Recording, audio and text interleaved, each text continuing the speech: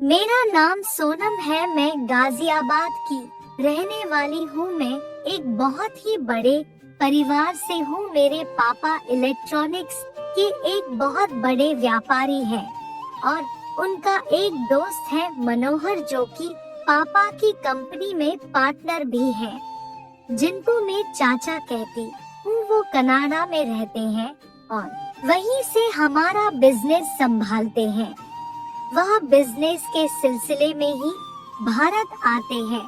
इस बार कई सालों बाद वह भारत आए थे, तो वह पापा को सरप्राइज देना चाहते थे, तो वह पापा को बिना बताए ही भारत आ गए। बेंगलुरु में अपनी मीटिंग खत्म करके चाचा सीधे दिल्ली हवाई अड्डे पहुँचे और हवाई अड्डे से टैक्सी लेकर वहाँ से वह हमारे घर गाजियाबाद आ गए।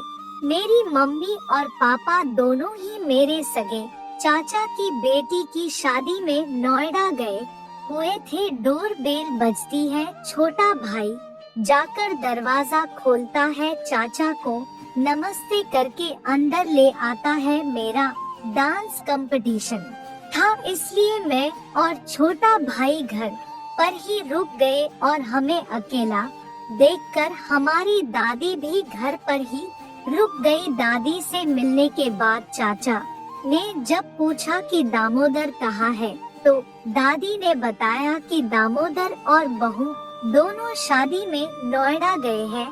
अभी दादी और चाचा बात ही कर रहे थे कि मैं उनकी आवाज सुनकर बाहर वाले कमरे में आ गई और चाचा को देखकर बहुत खुश हो गई और तुरंत जाकर चाचा से लिपट गई। चाचा मेरे लिए कनाडा से एक बहुत ही सुंदर और बड़ी सी डॉल लाए थे, जिसे देखकर मैं बहुत ही प्रफुल्लित हो उठी और मेरे छोटे भाई अनिकेत के लिए सोनी का एक वीडियो गेम लाए थे। मैंने उन्हें उनका कमरा दिखाया और फ्रेश होने के बाद उन्हें चाय नाश्ता वगैरह कराया। बातों ही बातों में समय कैसे बीत गया कि कुछ पता ही नहीं चला। मेरी दादी उन्हें बचपन से जानती थी, क्योंकि वह मेरे पापा के पुराने दोस्त थे। अभी किचन में खाना बन ही रहा था कि उन्होंने विस्की की फरमाइश कर दी। हालांकि मुझे भी पता था कि उन्हें इसकी बहुत पसंद है और मेरे घर पर पापा की अधिकतर रहती ही थी, तो मैंने उन्हें भेज की सर्व कर दी। चाचा विस्की पीने बैठे तो मेरे सर पर हाथ रखकर बोले कि तू कितनी बड़ी हो गई है सोनम। इतना सुनकर दादी मुस्कुराते हुए बोली, आप लोग बातें करिए, मैं फ्रेश होकर आती हूँ। तभी चाचा ने पैक पीते हुए कहा, अरे सोनम तू तो बड़ी हो ही गई है और ऊपर से नीचे तक तेरी हर चीज भी। चाचा के मुंह से ऐसी बातें सुनकर मैं एकदम से चौंक गई और धीरे धीरे मुझे कुछ होने लगा था, क्योंकि वह 20 से 21 की उम्र कुछ होती ही ऐसी है। मैं एकदम शर्मा गई और आपके लिए सलाद लेकर आती हूँ कहकर किचन में चली गई। मेरी सांसें तेज हो गई थी, दिल जोर जोर से धड़कने लगा था और किचन से निकलते वक्त बाहर लगे शीशे में खुद को देखकर मैं शर्म आने लगी। तभी कमरे से चाचा की आवाज आई, अरे सोनम सलाद नहीं मिला क्या? मैं दौड़कर कमरे में गई और सलाद की प्लेट उनके सामने रख दी। लेख में इस पर रखते समय चाचा की नजरें मेरी तरफ ही थी। मैं उनसे नजरें चुराते हुए प्लेट रखकर तुरंत सामने सोफे पर बैठ गई। तभी दादी बोली कि मैं मालती को खाना लगाने को बोल रही हूँ, जिसे खाना हुआ जाए। भाई मैं तो खाकर सोने जा रही हूँ, तुम लोग पहले खा लो फिर बातें करना। इतना सुनते ही मैंने दादी से कहा कि दादी मैं अभी रुककर खाऊंगी, तो मेरे पीछे पीछे चाचा ने भी बाद में खाने की हामी भर दी। चाचा शराब पीते पीते मेरी ओर ही देख रहे थे और न चाहते हुए भी मेरी नजर उनकी चोर नजरों से जाकर टकरा जा रही थी। कुछ पेड़ लगाने के बाद चाचा ने मुझे विस्की ऑफर कर दी और बोले, अरे सोनम, शराब पीने का मजा अकेले नहीं आता है, तुम मेरा साथ नहीं लोगे क्या जी तुम? मैंने आश्चर्य भरी आवाज में बोला, अरे नहीं चाचा, मैं ये सब नहीं पीती है। तो इस पर वो अपनी मादक आवाज में बोले, तो क्या बीती होगी? तभी दादी ने आवाज लगाई कि सोनम बेटा, मैंने खाना खा लिया है, सोने जा रही हूँ, तुम लोग भी खा लेना।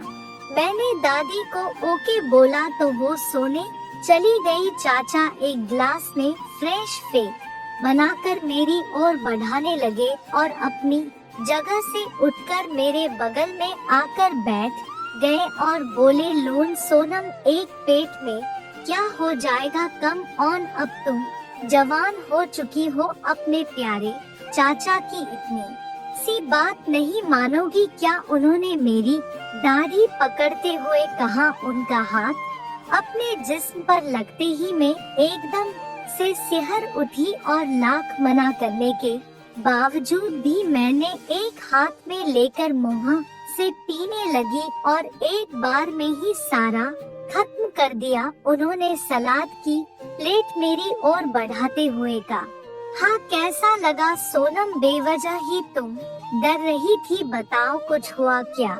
नहीं ना, मैंने सर झुकाकर उनकी बातों में धीरे से अपनी सहमति जताई। तो इस बार उन्होंने फिर से 2 पेग बना लिए और अब की वो मेरे कंधे पर अपना हाथ रखकर अपने हाथों से मुझे पर पिलाने लगे। मैंने स्लीवलेस टॉप पहन रखा था तो उनके शरीर का स्पर्श में साफ महसूस कर रही थी और जब वो मेरे होठों तक पेड़ लेकर आ रहे थे तो उनकी गर्म सांसों से मैं और उत्तेजित होती जा रही थी। कई बार मना करने के बाद भी उन्होंने जबरदस्ती मेरे मुंह में डाल दिया। इस बार का पेट काफी कड़वा था, साफ पता चल रहा था कि इस बार चाचा ने हाथ पर बना दिया है। मैंने जल्दी तुरंत ही मसालेदार सब्जी मुंह में डाल लिए। अब मुझे धीरे धीरे नशा होने लगा था। मैं हंस के चाचा से बात करने लगी थी और मुझे नशे में देखकर उन्होंने अपना पेट भी मुझे पिला दिया। जब मैं पूरी तरह से नशे में हो गई तो वो मेरे घने रेशमी बालों को खोलकर उन्हें सहलाने लगे और दूसरे हाथ से मेरे बदन छूने लगे। मैं और भी ज्यादा उत्तेजित होने लगी। मैं नशे में तो थी पर मुझे उनकी हरकत साफ पता चल रही थी और इससे पहले की बात को कुछ ज्यादा बिगड़ती मैं झटके से उठी और कही, चलिए अब खाना खाते हैं कहकर डाइनिंग टेबल पर जाकर बैठ गई तो वह भी मेरे पीछे पीछे आकर चेयर पर बैठ गए। मैंने जल्दी थोड़ा सा खाना खाया और चाचा के उठने से पहले ही अपने कमरे में जाकर लाइट बंद करके लेट गई। मैं काफी देर से सोने की कोशिश कर रही थी पर मुझे नींद नहीं आ रही थी। मुझे बार बार चाचा की हरकतें याद आ रही थी। तभी मेरे कमरे का दरवाजा खुलता है और लाइट जल जाती है। चाचा मेरे बिस्तर के पास आकर मेरी चादर खींचते हुए कहते हैं कि उठ जाओ सोनम, मैं जानता हूँ तुम्हें नींद नहीं आ रही है। उनकी आवाज सुनकर मैं सोने का नाटक करने लगी। डर के मारे अंदर ही अंदर मेरी सांसें तेज हो गई। मुझे चाचा की हरकतों में हवा साफ दिख रही थी। छोटा भाई दूसरे कमरे में सो रहा था और दादी भी गहरी नींद में थी। मैं भी नशे में थी। मुझे लग रहा था कि अगर मैं दादी को अपनी मदद के लिए बुलाती हूँ और अगर वह मुझे नशे में देख लेंगी तो मेरी तो खैर नहीं, और अगर यह नशे वाली बात मेरे पापा को पता चली तो वो तो मुझे मार ही डालेंगे। मैं एक अजीब सी दुविधा में थी, इतना ज्यादा डर में होने की वजह से मेरा नशा लगभग खत्म हो गया था। मैंने अपनी चादर को जोर से पकड़ रखा था और डर से अपनी आंखें मूंद रखी थी। मैंने अपने होठों को अपने दांतों से इतनी तेज दबा रखा था कि मेरे होंठ कट गए थे। तभी चाचा ने उठो सोनम उठो कहते हुए मेरी चादर जोर से खींचकर मुझसे अलग कर दी। चादर हटने के बाद मैंने तकिए में अपना चेहरा छुपाकर अपने पैरों को जोर से सिकोड़ लिया। अब मुझे बिना चादर के देखकर चाचा और भी ज्यादा उत्तेजित हो गए और उन्होंने मेरे कमरे का दरवाजा बंद करके कुंडी लगा दी। वो धीरे से हाय सोनम कितनी खूबसूरत हो तुम कहते हुए मेरे बगल में सटकर लेट गए और अपने मजबूत बाजू में मुझे भरकर पीछे से मेरी पीठ चूमने लगे। मैं रोने लगी थी। मेरी सुगबुगाहट सुनकर वो मेरे गाल पकड़ने की कोशिश करने लगे, पर मैंने जोर से अपना चेहरा तक ये में दबा रखा था। जब उन्हें मेरा चेहरा नहीं मिला तो वह बैठकर मेरे पैर को अपने हाथ से दबाने लगे और धीरे से मेरे पैजामे में हाथ डालकर उसे उतारने की कोशिश करने लगे। मैंने अपने पैरों को और जोर से सिकोड़ लिया और जोर जोर से रोते हुए गिड़गिड़ाने लगी, चाचा छोड़ दो मुझे, यह आप क्या कर रहे हैं? मैं आपकी बेटी की तरह हूँ, छोड़ दीजिए मुझे। पर उन पर तो जैसे आज हवस का भूत सवार था। उस समय तो ऐसा लग रहा था कि आज वो मुझे चरवा ही जाएंगे। उन्होंने मुझे कहा साली अब तू जवान हो गई है, तेरा बॉयफ्रेंड नहीं है क्या? उनकी ऐसी बातें सुनकर मैं जोर जोर से रोने लगी। मैं यही सोच रही थी कि किसी तरह दादी यहाँ आ जाती तो मुझे बचा लेती, पर दरवाजा बंद होने की वजह से आवाज बाहर नहीं जा रही थी। मैं खुद को बहुत ही असहाय महसूस कर रही थी। तभी ना जाने कहाँ से मुझ में इतनी ताकत आ गई कि मैंने जोर से अपने दोनों पैरों को झटका और पैरों के ठीक पीछे बैठे चाचा को दे मारा। नशे में होने के कारण वह हल्का सा धक्का उन्हें जोर का लगा, जिसकी वजह से चाचा सर के बल बेड से नीचे गिर गए और गिरते वक्त उनका असर बेड के पीछे रखे एक स्टूल से जा टकराया और वह बेहोश हो गए। मैं उन्हें देखे बिना ही तुरंत दरवाजा खोलकर दादी हुए कमरे से बाहर निकल गई। मेरी चीख सुनकर दादी तुरंत उठ गई और मुझे पकड़कर अपने सीने से लगा लिया। उन्हें लगा कि मैंने कोई बुरा सपना देखा है, पर मेरी हालत देखकर मेरे बिखरे हुए बाल और रोने से सूजी हुई आंखें देखकर वह घबरा गई और पूछने लगी क्या हुआ बेटा, क्या हुआ बोलो। तो मैंने एक वाक्य में उन्हें सब बता डाला। मैंने कहा कि दादी मुझे बचा लो, चाचा मेरा रेप कर रहे हैं। और इतना कहते ही मैं खुद को उनके सीने में छुपाकर जोर जोर से रोने लगी। दादी एकदम हैरानी से मुझे कस के पकड़कर कहाँ है वो नीच कहते हुए उठ खड़ी हुई और मेरे कमरे में पहुंची। कमरे में पहुंचते ही हमने देखा कि एक गाढ़ी खून की धारा बेड के नीचे से बढ़कर दरवाजे की तरफ आ रही है, जिसे देखकर मैं जोर से चिल्ला उठी। दादी ने मुझे चुप कराने की कोशिश की, पर मैं चिल्लाए जा रही थी कि मैंने नहीं मारा है इन्हें, मैंने नहीं। दादी ने बिना समय गंवाए झट से एम्बुलेंस को बुलाया और चाचा को हॉस्पिटल पहुंचाया और साथ ही साथ फोन करके मम्मी पापा को भी जल्दी हॉस्पिटल आने को बोला। कुछ ही घंटों में मम्मी पापा भी घबराए हुए हॉस्पिटल पहुंचे और मुझे सही सलामत देखा तो उनकी जान में जान आई। उन्होंने हैरत से दादी से पूछा कि कौन एडमिट है? माँ इतनी जल्दी हमें क्यों बुलाया? तो दादी बोली कि रुके रहो, सब बताती हूँ। थोड़ी ही देर में डॉक्टर आता है और दादी से कहता है कि अब डरने की बात नहीं है मनोहर, अब खतरे से बाहर है। मनोहर का नाम सुनते ही पापा घबराकर अंदर जाते हैं और अपने दोस्त को इस हालत में देखकर परेशान हो जाते हैं।